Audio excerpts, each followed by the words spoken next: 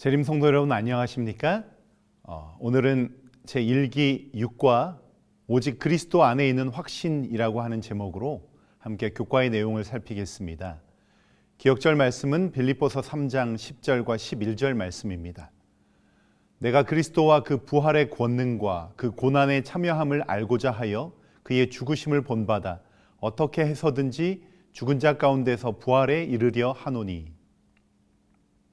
어떤 두 사람이 육지에서 거의 800km 떨어진 큰 바다의 한 복판에서 조난을 당했습니다. 배는 완전히 가라앉았고 그들은 겨우 구명정에 올라 구조를 간절히 기다려야 하는 형편이 되었습니다. 그런데 이 두 사람 중 한 사람은 올림픽에서 메달을 딴 대단한 수영 선수였고 다른 한 사람은 수영을 전혀 못하는 사람이었습니다. 그렇다면 이 두 사람 중에 누가 살아남게 될까요? 아무리 훌륭한 수영 선수라도 어떠한 도움 없이 그 먼 거리를 헤엄쳐 갈 수는 없기 때문에 수영을 하지 못하는 사람과 사실은 다를 바가 없는 것입니다. 그러므로 이 두 사람 모두 그들 스스로의 능력으로는 살아남을 희망이 없습니다. 그렇다면 그들을 구출하기 위해 헬리콥터가 그들 위에 나타나 줄을 늘어뜨렸다고 가정해 보겠습니다. 두 사람 중에 살아남을 사람은 누구일까요? 당연히 그들을 살리기 위해 내려준 그 줄을 꼭 붙잡는 사람이 살아남게 될 것입니다. 결국 그 망망대해에서 살아남는 것은 그가 가진 개인적인 능력과는 상관없이 그들을 구하기 위해 내려준 줄을 잡느냐, 그렇지 않느냐에 달려 있는 것입니다. 그러므로 인간이 아무리 스스로 율법에 철저한 율법의 행위를 가졌다 해도 그것은 망망대해에 떠 있는 구명정 안에 있는 수영 선수와 같은 상황이어서 하나님 앞에서 자신의 능력이나 심지어 선한 행위가 있다 할지라도 의롭다함을 받을 사람은 없는 것입니다. 오직 그들을 구원하기 위해 내려진 생명줄을 붙잡는 것과 같은 오직 예수 그리스도를 통해 주어진 구원을 의지하고 받아들인 사람에게만 구원이 주어지는 것이기 때문입니다. 사실 바울이 사용한 율법의 행위라는 표현은 바울의 글을 제외한 성경의 다른 곳에서는 찾아볼 수 없는 것이지만 유대 분파 중 하나인 에세네파의 필사로 보존되었다가 1947년에 발견된 사해사본에서 학자들은 정확히 이 구절을 포함한 문서를 발견했습니다. 율법의 중요한 행위, 미크샷 마스 하토라라는 이름에 붙은 이 문서에서 저자는 이 율법의 행위들을 지키면 그대는 하나님 앞에서 의롭게 여김을 받을 것이다 라는 표현을 통해서 믿음이 아닌 철저히 행위에 기초한 의를 주장하고 있습니다. 이것은 당시 유대인들이 가지고 있었던 신념을 보여줌과 동시에 바울이 그토록 유대인들과 신앙적으로 부딪힐 수밖에 없었던 분명한 이유임을 가르쳐주고 있는 것이죠. 이처럼 인간의 행위를 의지하고 있는 완고한 유대인들 앞에서 사도 바울은 인간을 의롭게 만드는 것은 어떠한 인간의 행동도 아닌 은혜로 주어지는 하나님의 의라고 선언했습니다. 사도 바울이 이러한 복음을 전했던 당시 이 복음에 반기를 들었던 무리들이 있었습니다.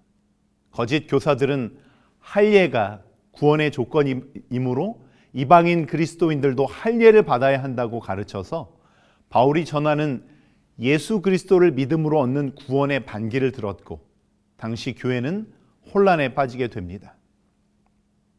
사실 할례는 유대인들의 시조인 아브라함과 하나님 사이에 맺어진 언약 관계의 표였고 아브라함은 사라의 여종 하갈을 통해 인간적인 방법으로 하나님의 약속을 이루려 했지만 인간이 세운 나름의 최선으로 보이는 계획도 하나님의 약속을 성취할 수 없다는 분명한 영적 교훈을 주시기 위해 제정된 것이 바로 할례였습니다. 할례는 아브라함이 하나님의 약속을 온전히 신뢰하고 순종하는 행위이며 하나님과 맺은 언약 이행의 의지를 보여주는 행위였습니다. 따라서 유대인의 외적 할례는 먼저 내적인 할례, 즉 마음의 할례의 상징으로 이해되어야 했고 내 자아에 대한 확신이 아닌 하나님을 신실하게 의지하고 순종하겠다는 뜻의 표현으로 받아들여져야 했던 것입니다. 하지만 이 할례 의식은 바울의 시대에 이르러 유대인들의 민족적, 종교적 우월성의 상징으로까지 확대되었습니다. 바울은 유대인으로서의 정체성을 나타내는 것으로서의 할례를 반대할 이유는 없었지만 사람이 모세의 법대로 할례를 받지 아니하면 구원을 받을 수 없다고 가르친 당시 거짓 교사들의 주장은 도저히 인정할 수 없었습니다. 유대인들은 구원에 있어서 할례가 필수적인 요소라고 강조한 반면에 바울은 오직 믿음으로 말미암아 의롭게 되기 때문에 육신의 할례가 중요한 것이 아니라 마음의 할례가 더욱 중요하다고 주장합니다. 할례 자체에 어떤 특별한 신비한 능력이 있는 것이 아니기 때문이었습니다. 그러므로 사도 바울은 이렇게 기록합니다. 로마서 2장 28절 29절입니다. 무릇 표면적 유대인이 유대인이 아니요 표면적 육신의 할례가 아니니라. 오직 이면적 유대인이 유대인이며 할례는 마음에 할지니 영에 있고 율법 조문에 있지 아니한 것이라. 그 칭찬이 사람에게서가 아니요 다만 하나님에게서니라. 외적인 할례는 하나님과 언약을 맺은 백성이 평생 몸에 지니고 다니면서 자신은 구별된 하나님의 백성임을 기억하고 묵상하게끔 하기 위한 흔적, 흉터인 것이죠.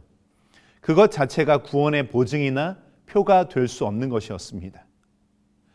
하나님의 구원은 유대인 안에 있는 것이 아니라 예수 그리스도 안에 있는 것이며 인간의 행위 때문이 아니라 구원자이신 예수 그리스도를 믿음으로 주어지는 은혜의 선물입니다. 하지만 교과의 서론에서 설명하고 있는 것처럼 우리에게는 율법의 행위와 관계없이 오직 믿음으로만 구원받는다는 것을 여전히 의심스러워하는 무언가가 있다고 하는 것입니다. 즉 어떤 이유에서인지 우리는 마치 율법의 행위가 구원에 무언가를 기여할 수 있는 듯이 생각하면서 행위에 여전히 의지하려는 경향이 있는 것이죠.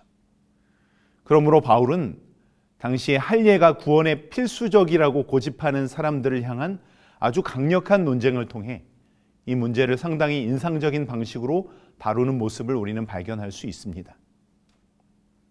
할례와 같은 인간 스스로의 행위가 구원에 어떠한 역할을 한다고 생각할 가능성을 막기 위해 예수 그리스도의 의는 율법이 아닌 믿음으로 말미암아 받는 선물로서 예수 그리스도께서 우리에게 베풀어 주시는 것임을 바울은 확고히 주장합니다.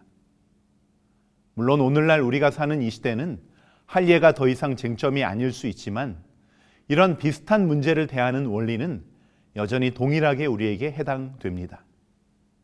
그러므로 우리의 우선순위가 바르게 세워진다면 우리는 예수로 자랑하고 육체를 신뢰하지 아니하는 가운데 하나님의 사랑에 대해 확신을 가지고 살며 오늘 우리 자신의 삶 속에서도 주님이 우리를 구원하신 그 구원의 삶, 믿음에 따른 순종의 열매가 나타나는 삶을 살게 될 것입니다. 일요일 소지는 주 안에서 기뻐함이라는 제목으로 빌립보서 3장 1절부터 3절에서 이방인 신자들에게 할례를 강요하려는 거짓 교사들의 영적인 도전에 대한 해결책으로 사도 바울이 제시한 것이 무엇인지를 함께 살핍니다. 먼저 빌립보서 3장 1절부터 3절을 읽겠습니다. 끝으로 나의 형제들아 주 안에서 기뻐하라.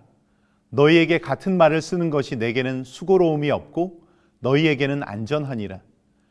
개들을 삼가고 행악하는 자들을 삼가고 몸을 상해하는 일을 삼가라. 하나님의 성령으로 봉사하며 그리스도 예수로 자랑하고 육체를 신뢰하지 아니하는 우리가 곧 할례파라.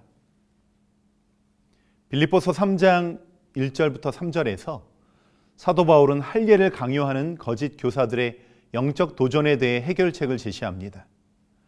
그것은 할례의 진정한 의미를 영적으로 재정의하고 그리스도인의 정체성을 바울이 제시한 세 가지 핵심 원칙인 하나님의 성령으로 봉사하며 그리스도 예수로 자랑하고 육체를 신뢰하지 아니하는 것으로 세우는 것입니다.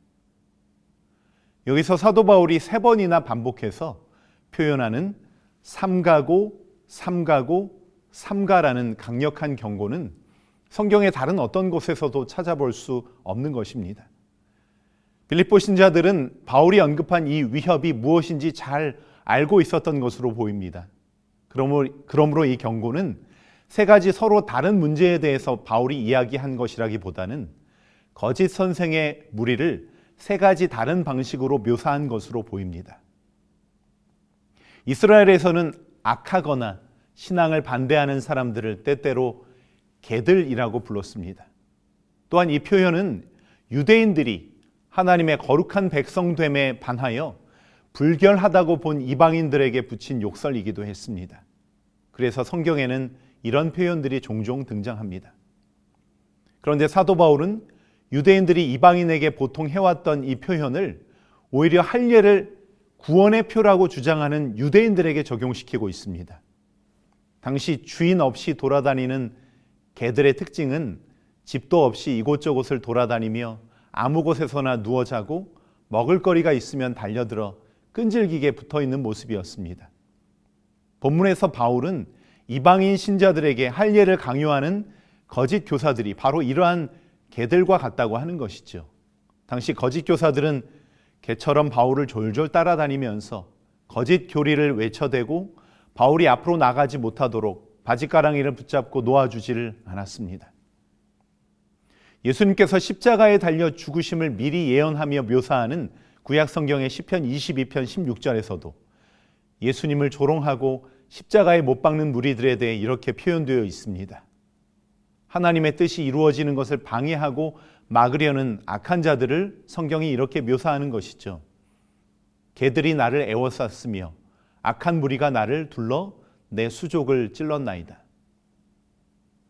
또한 사도 바울은 거짓된 기별을 전하는 교사들을 악한 일꾼들이라고 부릅니다. 킹 제임스 성경에서 해석한 것처럼 그들을 손할례당 또는 살을 베어내는 자라고 부르는 것은 갈라디아와 다른 지역에서처럼 예루살렘 총회의 결정을 받아들이지 않고 여전히 이방인 신자들에게 할례를 강요하려 했음을 보여주고 있는 것입니다. 유대인들은 지나치게 행위를 강조하고 하나님의 은혜를 등한히 하다가 결국 자신의 의에 도취되어 도리어 악을 행하는 자리에까지 나가게 되었습니다. 유대인들은 더욱 철저하게 하려다 보니 만들어 놓은 여러 규칙들이 오히려 저들의 굴레가 되고 올무가 되었음에도 여전히 깨닫지 못하고 다른 사람들에게도 이것을 강요하면서 사람의 구원받는 첫째 조건을 유대인이 되는 것이라고 주장했던 것입니다. 사도 바울은 이러한 유대인들은 더 이상 하나님의 거룩한 백성이 아니고 개들이며 의인들이 아니라 행악자들이며 그들의 할례도 하나님의 백성됨의 표징이 아니라 단순히 자신들의 살점을 떼어낸 것에 불과하다는 것임을 강력하게 주장합니다. 그러므로 빌립보의 그리스도인들은 그들을 경계하고 그들의 주장에 휩쓸리지 않도록 조심해야 한다는 것입니다. 그리고 이들에 대항하여 바울이 제시한 구체적인 해결책인 참된 그리스도인의 특징은 다음과 같습니다.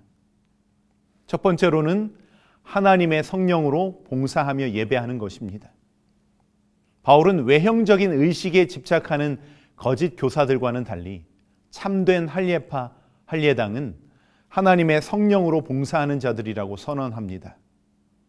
참된 예배는 인간의 손으로 행하는 의식이 아니라 우리 안에서 역사하시는 성령의 감동과 능력을 통해 하나님께 드려지는 것입니다. 이는 인간적인 노력이나 이기적인 동기에 기초한 봉사를 거부하고 성령을 봉사의 근원이자 기초로 삼아야 함을 의미합니다. 두 번째로는 그리스도 예수로 자랑하는 것입니다. 바울은 인간적인 배경이나 율법적인 업적을 자랑하는 자들에 맞서서 그리스도인은 오직 그리스도 예수로 자랑해야 한다고 강조합니다. 여기서 자랑은 예수님에 대한 전적인 만족과 기쁨을 의미합니다. 참된 성도는 자신의 배경이나 자격이 아니라 우리를 위해 십자가를 지시고 부활하신 예수 그리스도의 주권과 그분이 이루신 공로만을 최고의 가치로 삼고 기뻐하는 사람입니다. 세 번째로는 육체를 신뢰하지 않는 것입니다. 바울은 구원을 위해 인간 안에서 발생시킨 어떤 능력이나 외적인 조건을 의지하는 것을 단호히 거부하며 육체를 신뢰하지 않아야 함을 말하고 있습니다. 여기서 육체란 혈통, 인종, 율법 준수, 인간적인 능력 등 하나님과 상관없이 스스로를 신뢰하게 만드는 모든 인간적인 조건을 뜻합니다. 바울은 아무리 뛰어난 도덕적 성취나 종교적인 특권이라도 하나님 앞에서는 구원의 근거가 될 수 없음을 분명히 하며 이를 배설물로 여겨야 한다고 가르칩니다. 결론적으로 바울은 인간의 외적인 행위가 아니라 예수 그리스도의 주권에 온전히 순종하며 성령 안에서 내면의 변화를 경험한 자들이야말로 진정한 하나님의 언약 백성, 즉 참된 할례파, 참된 할례당임을 선포함으로써 거짓 교사들의 도전을 무력화시킵니다. 그러므로 이러한 거짓 가르침의 확산을 포함한 여러 영적 도전에 대한 해결책은 주 안에서 기뻐하라는 것입니다. 하나님 안에서 얻는 기쁨, 용서받는 기쁨, 하나님 뜻대로 믿음으로 나아감으로 하나님께서 해결해 주시고 새롭게 해주시는 삶의 기쁨, 하나님과 대화하며 동행하며 하나님의 인도하시는 그 길을 걸어가는 기쁨, 우리의 가족들이, 자녀들이, 성도들이, 주변 사람들이 함께 하나님을 더 깊이 알아가는 기쁨, 하나님 안에서 얻을 수 있는 모든 기쁨에 우리가 주목함으로 이 모든 거짓된 기별이나 유혹에서 또한 많은 문제들 앞에서도 여전히 예수 그리스도 안에서 기뻐하는 생애를 살아가는 우리 모두가 되시기를 소망합니다. 월요일 소지는 바울의 과거라고 하는 제목으로 바울이 한때 자랑스러워했었던 인간적인 자신의 삶의 모습을 보여주지만, 그러나 바울이 이런 자신의 과거를 말하는 이유는 인간적이고 세상적인 의로움이나 자랑거리로는 절대적으로 하나님의 의에 이를 수 없으며 오직 예수 그리스도의 의만이 우리를 구원하실 수 있음을 말하고 있습니다. 바울 자신의 자랑할 만한 혈통과 과거의 삶이 그의 동족인 유대인들에게는 상당히 인상적이었겠지만 이러한 것들은 구원에 아무런 기여를 하지 못하는 것들이었습니다. 오히려 이것들은 한동안 예수 그리스도가 바울 자신에게 얼마나 필요한지를 볼 수 없게 만들었기에 오히려 바울이 예수님을 만나고 구원을 얻는 일에 방해가 되었던 것들입니다. 빌립보서 3장 4절부터 6절에서 사도 바울은 한때 인간적으로 자랑스러워했던 자신의 삶의 여러 모습과 측면들을 언급합니다.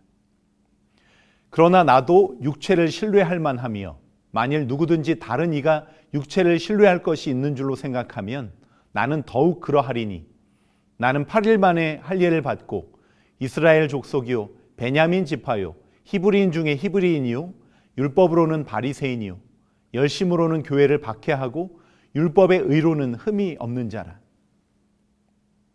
바울이라는 사람의 육신적 커리어는 당시 사람들의 기준에 볼 때 정말 위대한 것이었습니다. 그렇기에 사도 바울은 자신들의 육신을 신뢰하는 유대인들에 대항하여 말하기를, 육신을 신뢰함에 대해 말하기로 한다면 내 자신이 유대인들 중 그 어느 누구보다 더 나은 사람이라고 주장하면서 당시 유대인들이 자랑하는 육신의 요소들을 실제로 나열하고 그런 모든 점에서 자신이 그들보다 우월함을 보여줍니다.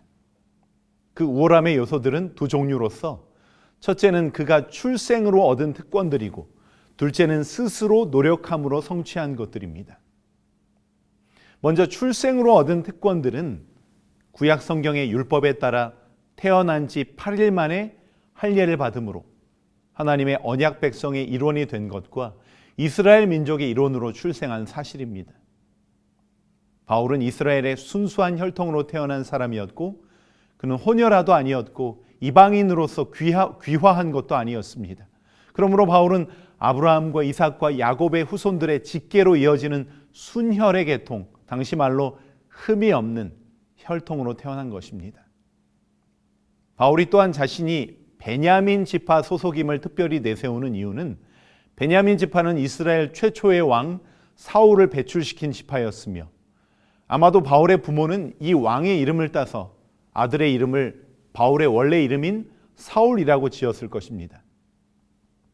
또한 역사적으로 베냐민 지파는 솔로몬 사후 이스라엘 왕국이 비극적으로 분열될 때도 유다 지파와 함께 끝까지 영웅적으로 싸우며 절개를 지킨 지파였습니다. 그러므로 베냐민 지파는 사사시대의 비극적인 사건으로 사라질 뻔했지만 이후에 그들이 가진 특유의 충성과 열정으로 인해서 이스라엘 가운데서도 매우 충성스럽고 자랑스러운 지파로 바뀌게 됩니다. 사도 바울이 언급한 히브리인 중에 히브리인이라는 말은 히브리 부모들 사이에서 난 히브리인이라는 의미입니다. 히브리인은 당시 헬라파 유대인과 구별해서 쓰인 용어입니다.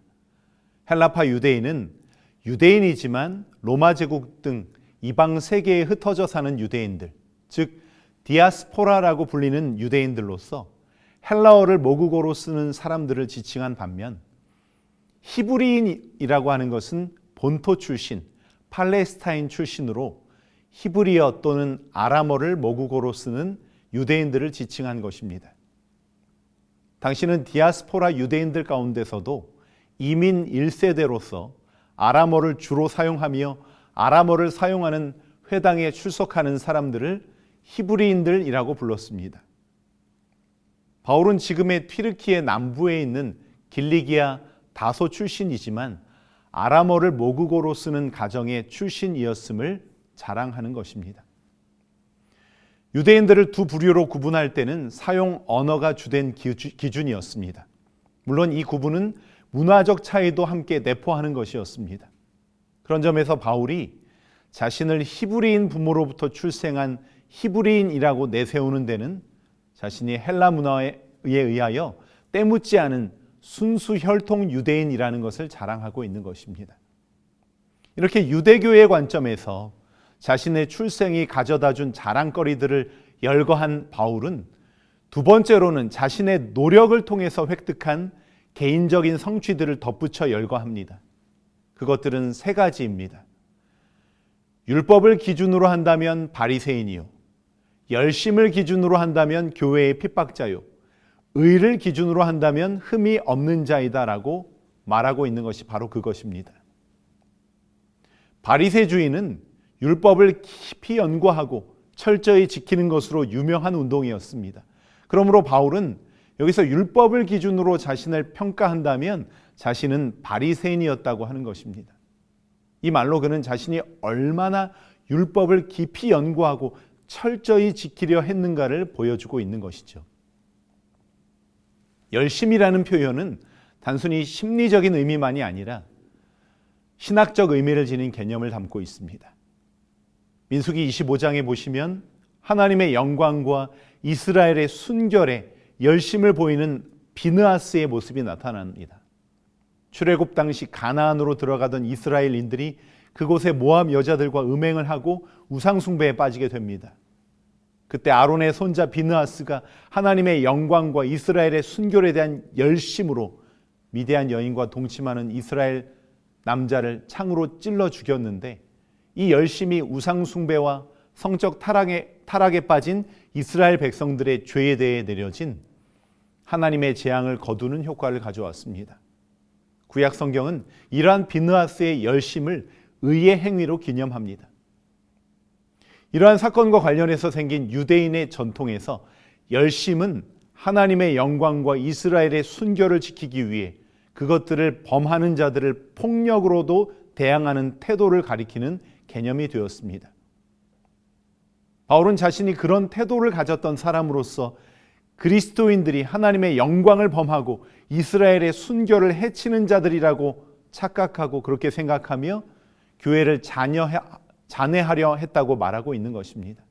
그렇기에 자신이야말로 바리새인들 중에서도 더 열심 있는 유대교의 정통과 순결을 위해서는 폭력이라도 불사한 맹렬파로서 그리스도인들을 핍박하는 일에 앞장섰던 일을 말하고 있는 것입니다. 그러므로 이러한 하나님의 율법에 대한 바리새적인 헌신과 유대교에 대항하는 자들에 대한 전투적인 열심은 바울을 유대교적 관점에서 보았을 때 인간적으로 온전한 의인으로 만들었습니다. 이러한 유대인들의 관점으로 본다면 바울은 자신의 출생의 특권과 자신의 개인적 경건의 성취를 총종합하여 특히 후자를 염두에 두고 사람들 앞에서 당당히 말할 수 있다고 하는 것입니다. 과거 자신의 유대인으로서의 삶을 율법이 요구하는 또는 율법을 통해서 얻을 수 있는 의의 관점에서 보면 자신은 흠이 없는 자였다고 하는 것입니다. 그러므로 바울은 이 말로 자신들의 특권과 율법 지킴을 자랑하며 빌립보의 교인들에게 모세의 율법을 지키고 할례를 받음으로 온전한 의인이 되라고 선동하는 유대인들에게 대항하여 과거 바울 자신의 삶이 지금 현재 유대인들의 그것보다 훨씬 더 자랑스러운 온전한 의의 삶이었다고 말할 수 있는 것입니다. 여기서 중요한 것은 바울은 자신을 자랑하기 위해 이런 이야기를 꺼낸 것이 아닙니다. 진짜 중요한 이야기를 위해서 대조적으로 과거의 인간적인 자신의 이야기를 꺼낸 것이죠.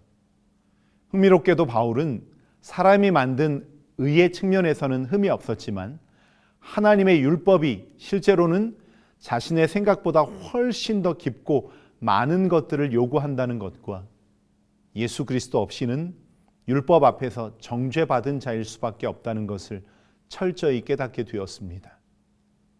바울의 혈통과 과거의 삶이 동족 유대인들에게는 상당히 인상적이었겠지만 이러한 것들은 그의 구원에 아무런 기여도 하지 못했습니다. 오히려 이것들은 한동안 그에게 예수 그리스도가 얼마나 필요한지를 볼 수 없게 했기에 구원에 방해가 되었습니다. 그러므로 교과의 영감의 교훈은 다음과 같이 사도 바울의 예수 그리스도를 만난 그 이전과 이후로 변화된 삶을 이렇게 설명합니다. 그는 회심 후에 유대인이나 이방인을 불문하고 온 인류의 구속주로서의 구주의 사명에 대해 분명한 개념을 얻었고 산 믿음과 죽은 형식주의의 차이를 깨달았다. 복음의 빛 가운데서 이스라엘에게 주신 고대 의식과 예법은 새롭고 더 깊은 의미를 갖게 되었다. 그것이 예표된 것은 성취되었고 복음 시대에 사는 이들은 그것을 지킬 필요가 없게 되었다. 그러나 바울은 여전히 하나님의 불변의 율법인 십계명을 문자 그대로뿐 아니라 그 정신까지 지켰다. 바울은 혈통적으로 완벽한 자신의 출신이나 또는 인간적 행위로서 율법의 의로는 흠이 없는 생애가 의에 이르게 하는 것이 아니라 오직 예수 그리스도의 십자가의 보혈의 공로로서 세워진 하나님의 의만이 죄인된 인간을 구원하는 유일한 근거임을 증거하며 하나님의 구원받은 백성으로서의 삶인 율법을 따라 순종하는 삶, 주님이 베푸신 구원으로 인해 하나님의 거룩한 뜻을 따라 율법의 문자가 아니라 사랑의 율법을 이루는 삶을 추구했던 것입니다. 화요일 소지는 중요한 문제라고 하는 제목으로 사도 바울의 삶이 새롭게 눈이 떠짐으로 이전에는 유대교적 가치, 즉 세상의 가치를 따라가는 삶에서 이제는 하나님의 가치를 따라가는 삶으로 전환되었음을 나타내고 있습니다. 바울은 예수님을 믿기 이전 자신의 영적 회개 장부에 대해 설명하기 위해 상업 용어인 이득과 손실이라는 용어를 사용합니다. 모든 사람은 영적인 장부, 즉 영적인 계좌들을 가지고 살아갑니다. 과거에 바울은 예수께서 가르치신 성경의 가치관이 아닌 당시 유대교의 가치관에 따라 이 계좌를 평가하며 살아왔습니다. 인간적인 가치관, 유대교적 가치관에 의하면 바울의 영적 장부, 영적 계좌들은 그 누구보다도 높은 자산을 가지고 있는 사람으로서 영적으로 부자, 거부였습니다. 하지만 예수님을 만나고 나서 사도 바울은 자신의 삶의 영적 장부, 영적인 계좌의 가치 기준이 달라졌습니다. 그러므로 빌립보서 3장 8절과 9절에서 사도 바울은 다음과 같이 고백합니다. 또한 모든 것을 해로 여김은 내 주 그리스도 예수를 아는 지식이 가장 고상함을 인함이라. 내가 그를 위하여 모든 것을 잃어버리고 배설물로 여김은 그리스도를 얻고 그 안에서 발견되려 함이니 내가 가진 의는 율법에서 난 것이 아니요 오직 그리스도를 믿음으로 말미암는 것이니 곧 믿음으로 하나님께로서 난 의라. 빌립보서 3장 8절에서 바울은 계속해서 예수 그리스도, 내 주를 아는 지식의 그 탁월한 가치 때문에 이전의 인간적인 자랑거리를 인간적으로 쌓여진 의를 손실 처리했다고 말합니다. 예수 그리스도 때문에 모든 것을 잃어버리고 그것들을 계속 배설물로 여기고 있다고 말합니다. 다메섹으로 가는 길에서 빛으로 임하시는 예수님을 만나고 눈이 멀어 영적인 시력이 교정되고 분명하게 보게 되기 전까지 바울은 1세기 유대교 세계에서 급부상하던 유명 인사였고 그의 장래는 환히 빛나고 있었습니다. 하지만 이제는 모든 생각과 삶이 달라졌습니다. 모든 가치가 뒤집어지는 가치 전도가 이루어진 것이죠. 화요일 소지는 사도 바울의 이러한 가치관의 변화와 관련하여 요한복음 9장으로 우리를 다시 연결시킵니다. 요한복음 9장에는 한때 눈먼 사람이었다가 예수님으로 인하여 눈이 떠지고 그래서 예수님을 분명하게 본 또 다른 사람의 이야기가 나옵니다. 요한복음 9장에서 태어날 때부터 맹인이었던 사람은 처음부터 자신의 눈이 보이지 않는다는 사실을 잘 알고 있었습니다. 그래서 그는 예수님의 말씀을 믿고 순종하여 실로암 못에 가서 씻었고 결국 예수님의 새롭게 하시는 능력으로 인해 눈을 뜨게 되어 보게 됩니다. 반면에 바리새인들은 우리는 잘 보고 있다고 확신했기에 예수님 앞에서도 자신들의 한계를 인정하지 않았고 오히려 더 깊은 영적인 어두움에 머물러 있게 됩니다. 우리의 삶에서도 나는 안다, 나는 옳다, 내가 생각하는 것이 맞다고 확신할수록 하나님께서 새롭게 보여주시는 진리에는 더욱 둔감해질 수 있습니다. 그러므로 우리는 주님, 저는 모릅니다. 주님의 빛을, 주님의 진리를, 주님의 뜻을 더 보여주십시오라고 겸손히 구하는 태도가 필요합니다. 우리의 삶에서도 우리의 신앙이 지식으로 아는 것에 머물면 영적인 눈은 열리지 않습니다.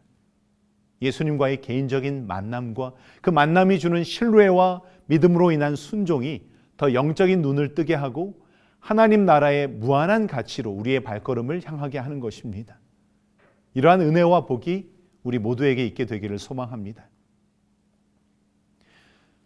수요일 소지는 그리스도의 믿음이라는 제목으로 한때 율법 중심적이었던 이전의 삶이 다메섹에서 빛으로 임하신 예수 그리스도를 만나는 사건으로 인해 그 중심이 예수님 중심으로의 전환을 경험한 사도 바울이 예수 그리스도 아니라는 표현을 사용하는 이유와 우리가 그리스도의 믿음으로 구원받아 살아간다고 하는 것의 더 구체적인 의미를 살핍니다.